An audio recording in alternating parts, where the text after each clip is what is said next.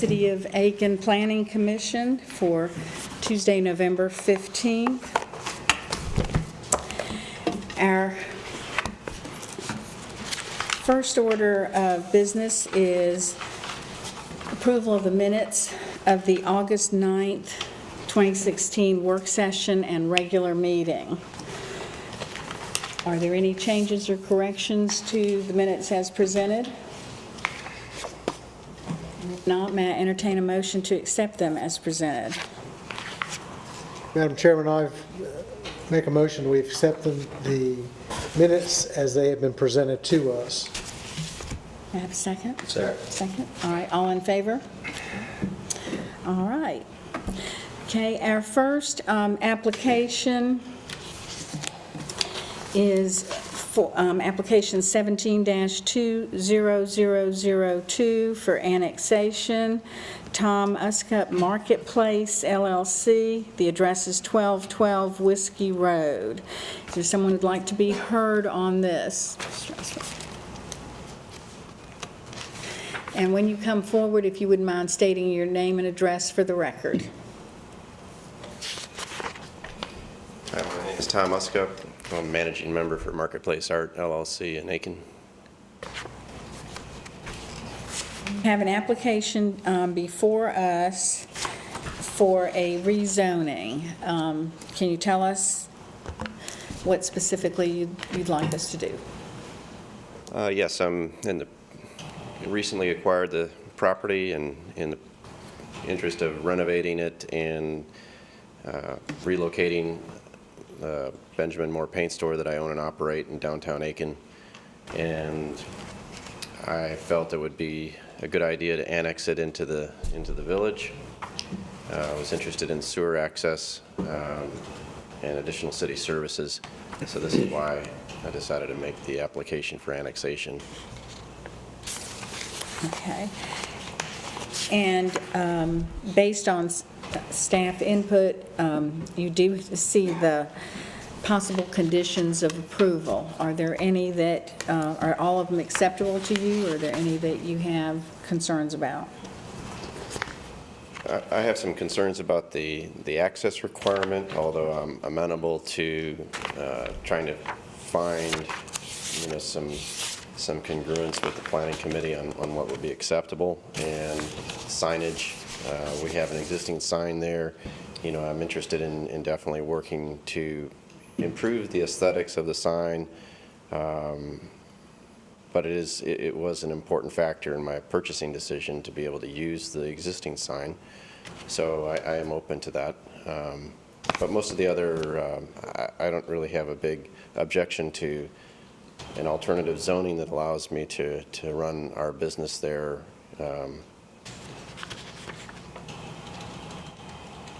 Okay. Commissioners, any questions?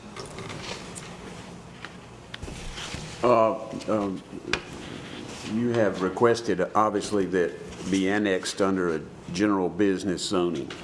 That was your application and request. And yeah, Is that correct? That is correct under suggestion from advisors.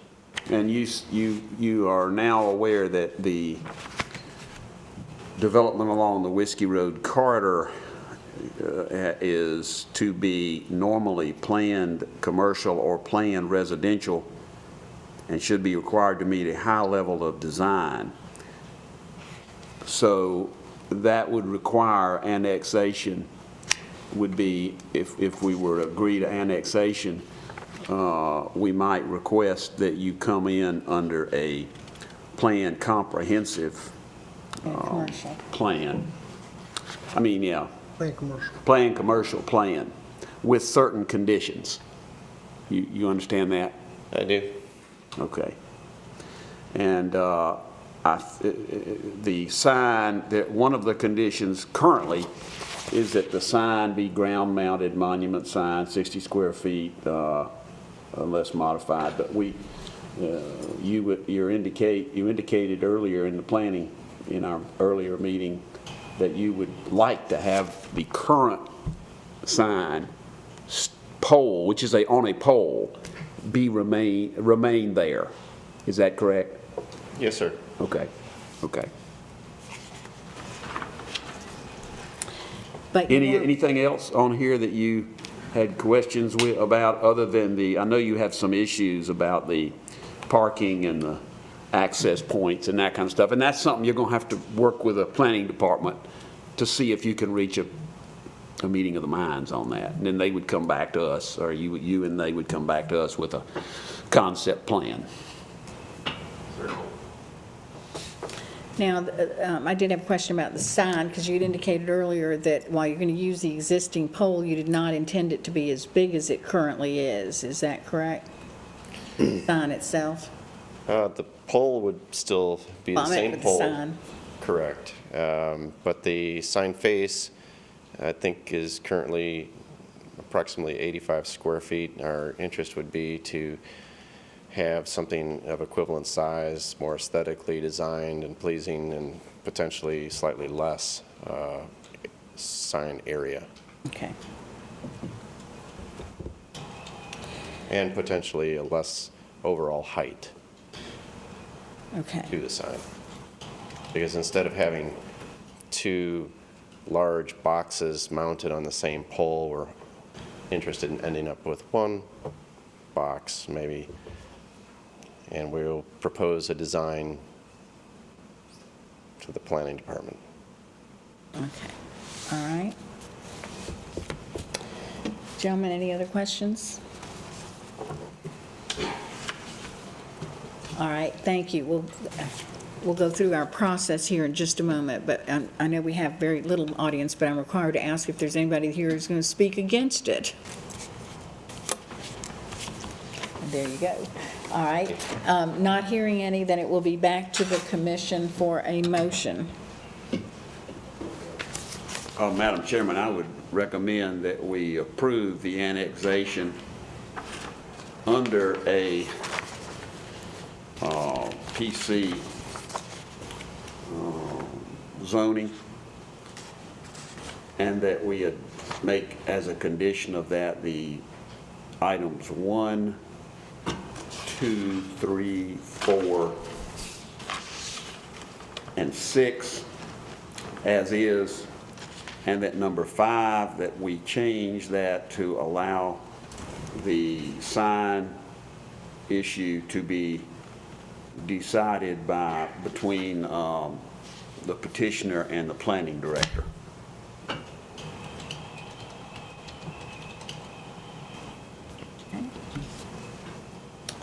Is there a second to that motion? Second. Second motion. All right, then we'll call, any discussion? Yes, ma'am, under discussion, do we have enough here to actually push something forward to council or to the planning director?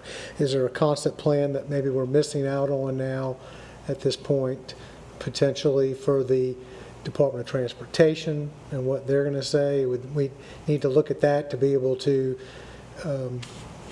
give him the right tools he would need even to go before council, or for us to recommend the right thing to council. I'm just wondering if other members of the commission feel the same way. Do we need any other concept plans that we might need to be able to include with this prior to pushing it forward to the city council with a recommendation? Well, he does have some material, but it is not a complete concept plan.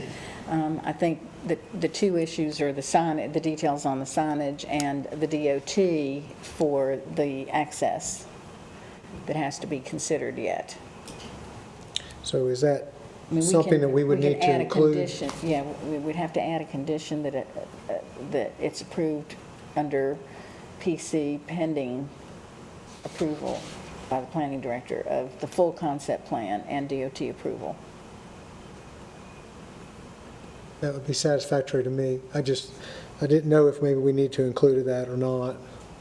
The fact that it's coming in, we're recommending PC, I would think that anybody else that would apply for anything, PC would have to have those tools before council, Yes. before it would be approved anyway. Well, he's got to come back in front of us with a concept plan, doesn't he? That's why I'm saying that, could there be a amendment to the motion that was made to be able to send that concept plan to save Mr. Uscup more time to be able to present that also the concept plan from DOT to the planning director for final recommendation to council. That's what I was just saying, yeah. In other words, we yeah. would not have, we would be waiving our ability to have final approval. You're giving our right to have final approval to the planning director. We're Totally. just we're making a recommendation that be included, and council obviously will be making the final decision. Yeah, if I understand it, just to expedite the process, we're approving it with the change to PC, to planned commercial. And that and we have to amend yours slightly, that the detail, that the concept plan be finalized to include the signage, the proposed signage, and the confirmation with DOT about the proposed access. That's fine with me, and that's what I was thinking, because in other words, Speed if it we up. didn't have it, then Mr. Uscup might be back here again for another month or two, trying to get something done, so. Yeah, if we have those conditions and empower, because between the signage and the DOT, whatever planning and the planning director agree on wouldn't be something we could override. I mean, if DOT says this is what it is. So I was trying to save time and, letting him get started a little bit sooner. Yeah, I mean, he may not agree to what DOT and the planning director require, so. Well, I mean, by that's putting fine it with back me. in there, I think the idea is to let them work it out and go through the details of trying to find something that's doable And avoid having to come back here. and avoid having to come back. That was what I was thinking My too. discussion was just, is there a possibility that we could amend the motion? Yes. Or would the commission want to do that? Or would, since Mr. Hunter made the motion, consider to amend that motion to include that? Any thoughts from this end? I don't have a problem with that, no. Okay. I'm fine with amending it. I will amend it then to waive our approval of the planning, of the concept plan based on the approval of the concept plan by the planning director and DOT or whoever is required to approve it. Okay. All right, so now may I have a second to that motion? A second? All right, all in favor? Okay, that passes unanimously. Thank you. All right, well, I think we've saved you a little bit of time, Mr. Uscup, and if you will just work with the planning department, they'll help you get all the information from DOT, and hopefully that you'll be able to get started very soon. Thank you.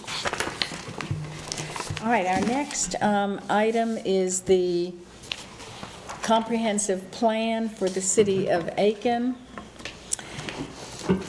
And before we get into this presentation, there are a couple of comments that I wanted to make to frame our presentation and our discussion. We certainly need to understand that the state of South Carolina requires that every municipality prepare a long-range plan every 10 years and that it is reviewed every 5 years. Certain elements that are in that plan are also required. We can add to them, but we cannot eliminate those. And that the main purpose is to plan for our growth and development in the city, and that growth does not just mean numbers of people coming to the community, but also how we grow and develop the quality of life and the amenities for those who are already here. It is an outline, it is a guideline, it is not a specific action plan. You will not see projects and programs such as the Renaissance Plan and the Main Street Plan being specifically mentioned in here, but hopefully all of those plans will be aligned under this umbrella. So it's not a blueprint, it's not specific. And this has been a 9-month process, and we've had many opportunities for the community to provide input, because we do want it to be a plan for and by the city residents. This is not a planning department's plan. We have just been the conduit for gathering information. We do have with us today Mr. Vaughn Henson of the Benchmark Planning, the consulting group that we retained to assist us with this process, and he's going to present an overview of the plan, and then after his presentation, we will entertain any comments or questions, and then it will be back to the commission for a vote to recommend the plan to City Council or not. So, Vaughn, I'll turn it over to you. Thank you. So I think that the chair did a fairly good job of explaining what a comprehensive plan is, but just to remind everyone, it is required by the South Carolina Code of Laws, and it is a long-range policy guide. Generally, a 10-year period is used for the planning horizon of the comprehensive plan. And it does consist of 9 required elements. These deal with land use, population, economic development, natural resources, cultural resources, community facilities, housing, transportation, and priority investments. The study area that you see there is not just the city of Aiken. It extends throughout the city's utility service area. That's both the water and the sewer service utility areas. So it's greater than just the city of Aiken, extending out into Aiken County, looking planning for that 10-year period in the future. The process shown here is fairly simple and straightforward. We initiated the process with the Planning Commission, set out an outline of how the process was going to go. Began really in earnest back in March, doing stakeholder interviews and focus group interviews with people representing a number of areas of community interest. Began developing the actual elements of the plan and reviewing those with the Planning Commission over most of the summer, making a draft of the plan and presenting the plan back to the Planning Commission now, and then the adoption process will follow. Here we have a pretty impressive list of groups of people that we met with at the beginning of the process just to get input from as many different sectors of the community as possible. We had over 40 people participate during this. We met in small groups, 2 or 3, 4 people representing each of those different organizations, entities, or interest areas at the beginning of the process. And we took that information to help us develop the plan of action and identify areas of community concern or interest before we started the process of developing the different plan elements. We had public input meetings at 2 different points in the process. We also made a presentation to the Planning Commission back in July. This is just a flyer that we used for one of the meetings that we had in October, and some pictures from the first meetings we had earlier in the year. Back in July, we had over 80 people attend the public input meetings. We had over 40 individuals fill out the comment forms that were available. We had some structured questions and as well as some open-ended opportunities for people to give feedback at the beginning phases of the plan. When we had the draft plan together, we had another set of public meetings. We had about 40 people come to those. We had 2 meetings on one day back in October. And again, we had over 20 people submit comment forms that we shared back with the Planning Commission to discuss the input that we got from the public. We also had a website that was up during the process. It was planaiken.org. Meeting materials, an opportunity for public comment and public input was available on that website, as well as the drafts of the plan that had been created. Working with the Planning Commission, we identified a vision and a set of guiding principles that were kind of guiding us through the planning process as we developed strategies. The vision statement for Plan Aiken is preserving our history while creating a prosperous future. A fairly simple statement that says a whole lot about the city. The guiding principles, which I'll discuss in a little bit more detail on the next slide, but generally they were growth, connectivity, transformation, consistency, balance, and investment. As far as growth goes, it was decided that the city of Aiken will grow in an orderly and efficient manner that enhances equity and strengthens the local economy while preserving Aiken's unique character. Connectivity. The city of Aiken will become a community with strong physical, social, and economic connections that tie the community together and reinforce a sense of shared responsibility, pride, and ownership for the city as a whole. Transformation. The city of Aiken will embrace and facilitate the positive transformation of the community through compatible growth, redevelopment, and expansion of economic opportunity. Consistency. The city of Aiken will develop and implement policies, programs, and regulations that ensure the consistent and equitable delivery of services, quality of development, and availability of municipal infrastructure throughout the city. Balance. The city of Aiken will become a community that is balanced in all respects, including demographically, economically, and its approach to growth in the environment. And finally, investment. The city of Aiken will invest its resources in a manner that ensures that its municipal infrastructure, human resources, and programs meet both current needs and prepare the city for growth. Based on those guiding principles and the vision, we developed a set of strategies. The strategies kind of correspond to each one of the guiding principles. And at the end of each one of the elements, we identify which of the strategies kind of go along with that element, which ones are applicable to it. I'm not going to go through all 46, 50, how many of those strategies we wound up with. But this slide just kind of details how those were developed.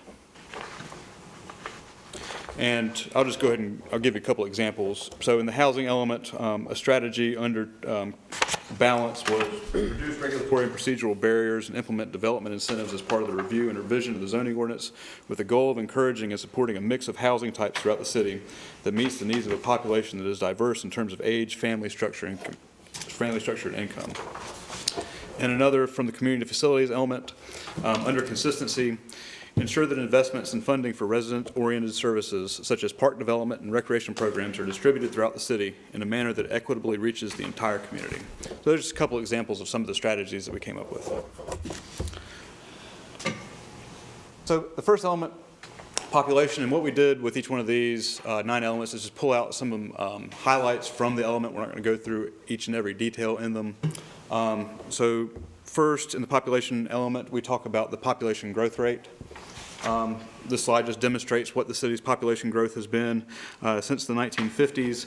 The last 2 bars there are a shorter period of time in between them, but it is showing a little bit of a slowdown in growth in recent years. But you have reached a fairly significant population compared to where you were 60 plus years ago. The distribution of the age of the population, this is a generalized set of age groups, and you correspond fairly well with the county and South Carolina as a whole in most of those areas, except for if you look at that 65 plus age group, the percentage of the population in that age group pretty much greatly exceeds what you see at the county and the state as a whole. Next, we looked at educational attainment. This is a very positive sign here. Those holding bachelor's degrees and graduate professional degrees of the population that's 25 or older as a share of your population is significantly higher, showing a very well-educated community. Looking at income, poverty, and unemployment, you see that Aiken, the city of Aiken pretty much started out back in 2000 at a little bit higher level than shown for the city, for the county and South Carolina as a whole, but grew at a fairly consistent rate with those 2 different geographies. Residents living below the poverty level, not a great deal of difference between Aiken and those 2 other levels, but the rate of growth in Aiken and the poverty level was lower than the county and the state. And looking at unemployment, Aiken, although it started out a little bit higher back then with a 3.9% unemployment rate, the rate of growth of the unemployment rate did not get to the levels that it did for the county or the state as a whole, showing more consistent share of the population being employed. So that was the population element. We looked at a whole lot of other stuff in there, of course, but those are just some highlights from it. The second element was housing. We looked at home ownership rates, which are fairly consistent with what you see at the other geographies mentioned there, both the city of North Augusta, one of your peer communities, the county, the state, and the country as a whole. Housing values in Aiken, shown on this next slide, we see it's more in line with what you see as a national average housing value, rather than what you see at the county or even South Carolina, and even greater than North Augusta. So you're more in line with the national average on that than you are with other local geographies. The next slide shows residential building permits and construction values, average construction values over the years, going back to 2002. You'll see that, of course, there was a great drop in the total number of permits that were issued for residential development after 2008 or so, and that's been fairly consistent over the years. But what has also been consistent is that the value of construction, what's being built, has a consistently fairly high value relative, even though the number of permits has dropped. The third element that we looked at was economic development. The first slide here shows your labor force participation rate. And one of the things you'll notice with that is the smaller share of the population in the city of Aiken that is participating in the labor force and the decline in that share of the population over time as compared to the other geographies we're looking at there. That has to do a lot with the age of the population here. A lot of people are retired or retired early, perhaps, leading to a lower share of the population in the labor force, but which possibly has a positive effect on your unemployment rate, making a smaller pool of people available to take those jobs that are out there. The employment by economic sector, we basically looked at this by economic sector classification, and you'll see a fairly significant increase in the educational and the accommodations and food services industries over this time period. What we do see decreases are in the manufacturing and wholesale trades and real estate industries during that time frame. Retail sales growth, another positive sign for the city. Just bringing in new retail-type businesses to the city over the years has kept the retail sales growth in terms of real dollars up in Aiken and higher than we see in the other, like North Augusta or the county or the state of South Carolina. Commercial building permits are a little bit different story than residential building permits. It did not drop quite as precipitously as residential construction did. However, the dollar value, while low, peaked at a specific point and then has gone back down in terms of the median value of that construction. So I think we're seeing some smaller projects going on right now. And when you get a new project, a new big project, such as if the Aiken Mall redevelopment goes forward, you'll see another spike there. In the natural resources element, looked at a number of things, including the watersheds, looked at, like water quality, air quality, the watersheds, flood hazard areas on the next slide, the ecological diversity of the city and the region as a whole. In that, we looked at also things like forest canopy cover within the city, the availability of open space, and the types of rare and endangered species that exist in the city, detailing some of those and discussing where their habitat is within the city. The next element 5, which is cultural resources, we spent a lot of that chapter discussing the city's historic resources. That was the primary focus of the cultural resources element, given the significant number of the significant built environment in terms of cultural resources that you see in Aiken. We have several maps in there detailing where those locations are, the districts, and the individually listed sites, both from the National Register and local designations. In the cultural resources section, we also discussed things like the library, museums, festivals, performing arts, things of that nature. In the community facilities element, Parks and Recreation was discussed at length. The city of Aiken has a fairly significant amount of parks and infrastructure to support recreational activities. Educational facilities, these are the facilities serving the local area. We detail participation rates in terms of the shares of students that are participating in public school versus homeschooling in there as well. The community facilities element also discusses things like public safety, water and sewer, the fire department, anything you can imagine having to do with the municipal infrastructure. The land use element, which is element 7, look at existing land use patterns throughout the study area, detailing undeveloped residential, commercial, industrial land use within the area, providing statistics on that in the plan. We look at land subdivision patterns, basically the parcel density, how densely areas have been divided and developed within the study area, basically classifying parcels by their size to show the patterns of development. We looked at the city's zoning districts and how they're distributed in the city right now in terms of residential districts, commercial, industrial. And identified some areas that we had that are either in transition or primed for transition given their nature. The downtown area, the University Parkway area around USC Aiken and the Aiken Regional Medical Centers, as well as the Whiskey Road corridor. We discussed strategies for those as well. The eighth element of the plan is the transportation element. Again, by looking at things like traffic volumes, infrastructure projects that are underway. We detail on the next slide projects that are identified as being funded in the Transportation Improvement Program. Their distribution, we identify what they are, their priority, as well as the type of improvement that's going to be made. Projects that are planned, these are part of long-range transportation planning documents. These include everything from roadway projects to greenways and sidewalks and things of that nature, as well as things like planned bicycle and pedestrian improvements on the following slide. So we look at all aspects of transportation. We also, in this section, discuss public transportation in some detail, the local services that are provided. The final element of the plan is a priority investment element.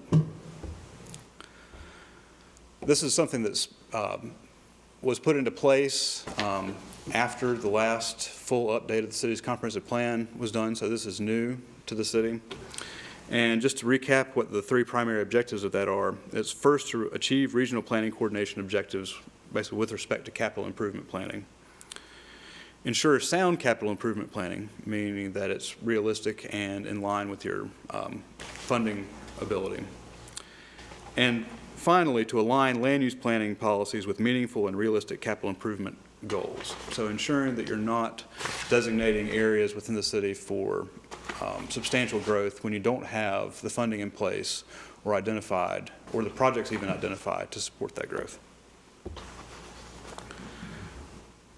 Getting into regional capital improvement coordination, what the Priority Investment Act requires that local governments that adopt comprehensive plans identify adjacent or nearby municipalities, counties, public and private utility agencies, state agencies like DOT and DHEC, with whom it should be coordinating its capital improvement planning.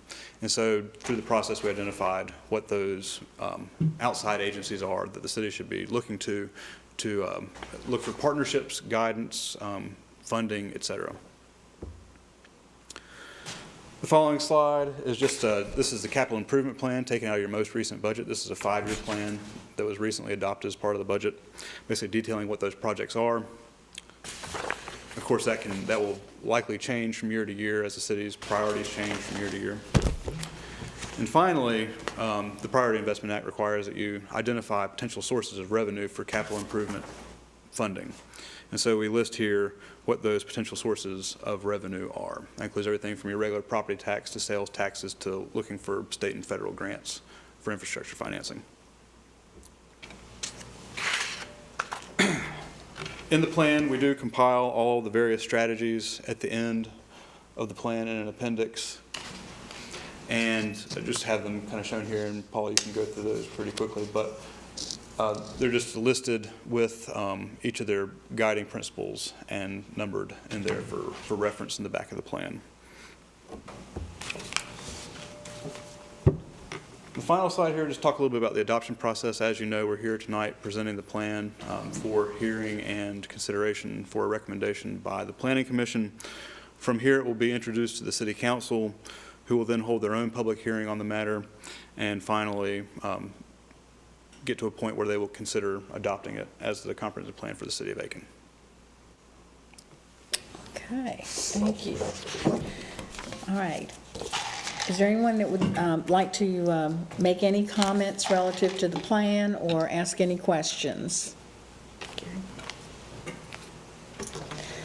And if you will, Gary, state your name and address for the record. My name is Gary Ellington, and I live at 223 Society Hill Drive in Aiken, South Carolina. And I'm representing the Chamber of Commerce for just a couple comments. One of the things that I did notice when there was the indication of all of the different groups that was involved and had met and had some input, I did not see the Chamber highlighted on that particular slide. And with 1,000 members and many that participated, I think that would probably be one Well, thing. that the could be chamber done. as an entity was probably, but David was interviewed and board chair was interviewed. So there were and most of the board was interviewed. Sure. I didn't see it on that chart, though. That was the only thing that was. Well, I don't think they were necessarily identified as chamber, they were just identified as individuals. Okay, that's fine. But If yes, I can have we your wouldn't do attention for anything just- without the chamber now, you know that, Gary. What's that? Oh, I know that, yeah. But I'd like to see it Yes. get its Well, recognition. when it's since we know those folks were identified and interviewed as key stakeholders, then perhaps that's a change we could just add there, Chamber of Commerce That's- leaders. That'd be fine. Okay. Hats off to all of you and certainly to your consultants who have put a lot of work into this document.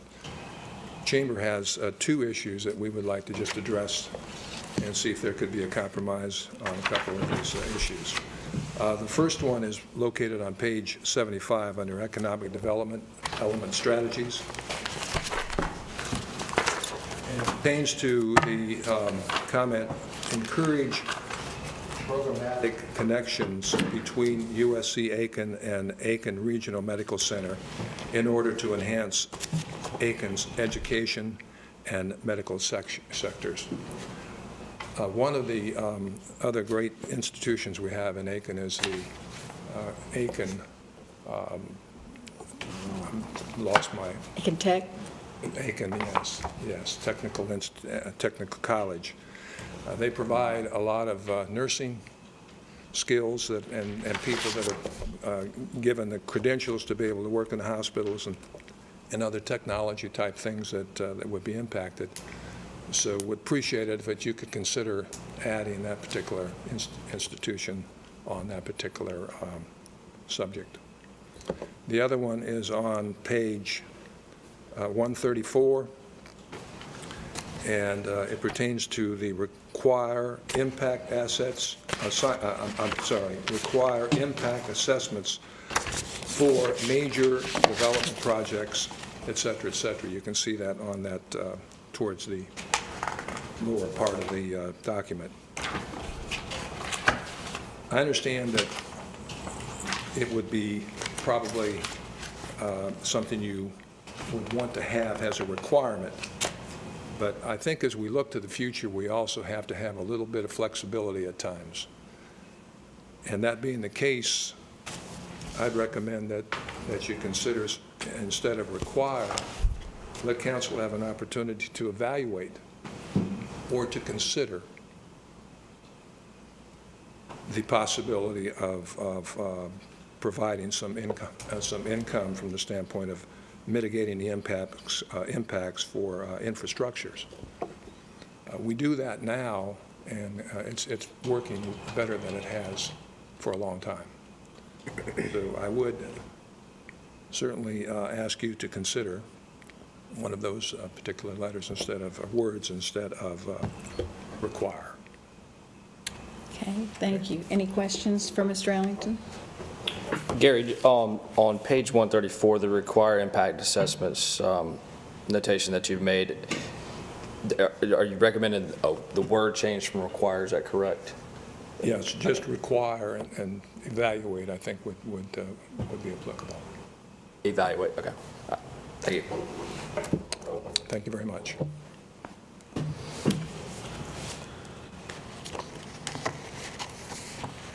Okay. All right. Since there's no one else to speak to this, it'll be back to the commission. Let's start with looking at those 2 points that were raised by the chamber representative. I think we had all agreed in a couple of previous meetings that under economic development, we really wanted to talk about the medical community and the educational community and be more comprehensive rather than naming the two specific ones that were here. I do agree with that. I think we'd already talked about doing that. It was more of an omission than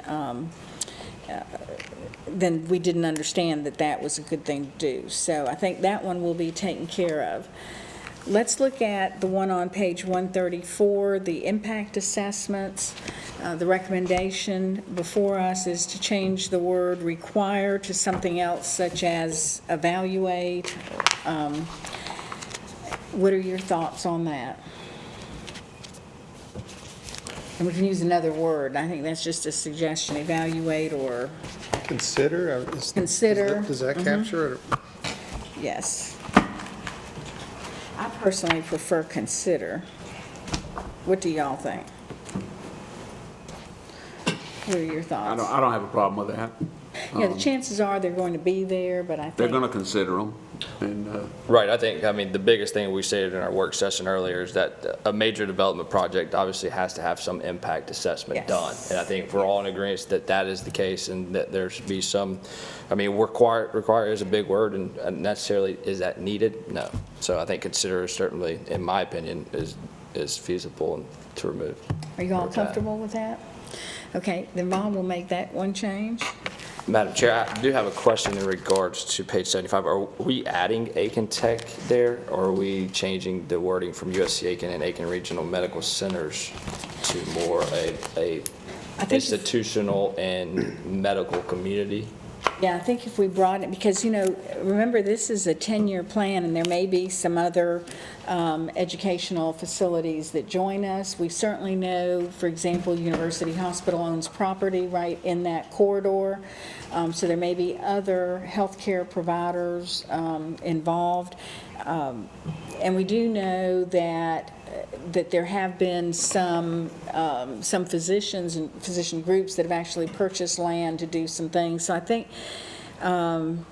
we had talked about in a meeting last week was that just keep it very general. Now, you might say, connections between the education and the healthcare, such as, and give a couple of examples, but I think we really need I to would be be more comprehensive. along those lines, and then such as, and include Aiken Technical College. Yes. And USC Aiken, because those are the two schools in Aiken County that currently have educational opportunities and workings with Aiken Regional Medical Center. So I have no problem with that, and I think that's an excellent way of doing it. Not leaving anybody out, and you're stating fact, so. Well, Aiken Tech also provides university nurses too. So I think it's fine to use them as examples, but we don't want this to be too limiting, which I think is your key point. We want to be as comprehensive as possible. My only thought to that, and I'm certainly totally in agreement here, we start naming things, you could honestly say that we needed to, 2 bullet points down, develop partnerships and programming events that improve connections between USC Aiken and the community as a whole. We could kind of beat this thing back over. So, Well, we can say we need to build ties with all the educational Right. and healthcare providers I think in the that's my community. suggestion here, is that Yeah. we kind of limit naming institutions and businesses. And just keep it generic. I think that's where we were. Okay. All right, and will those changes accommodate your, okay? All right, we all okay with that? All right, so now it's back to us with the revisions made, and it's back to us for a motion of whether we recommend this to City Council for approval or not. Madam Chair, I make a motion that we recommend the Planning Commission's draft and comprehensive plan with the suggested edits, in particular page 75 and page 134. After those edits have been made, that it be moved to City Council. We have a second. Any discussion? Madam Chair, if I may, just real quick discussion. I want to just say as a point of pride how proud I am, and of the rest of the commission, especially for our, the open arms and open ears we had for the public. I mean, if you add up the focus groups and the public meetings and the written comments, I want to assure the city of Aiken and all of its citizens that everyone was heard who wanted to be heard. Correct. Thank you. I think that's just the key point of all of this, and thank you for sharing that. Any other comments? All right, then I'll call for the vote. All in favor of recommending approval of the comprehensive plan? Okay, the recommendation of the comprehensive plan. All right, well, that concludes all the business before us this evening, and so we are adjourned.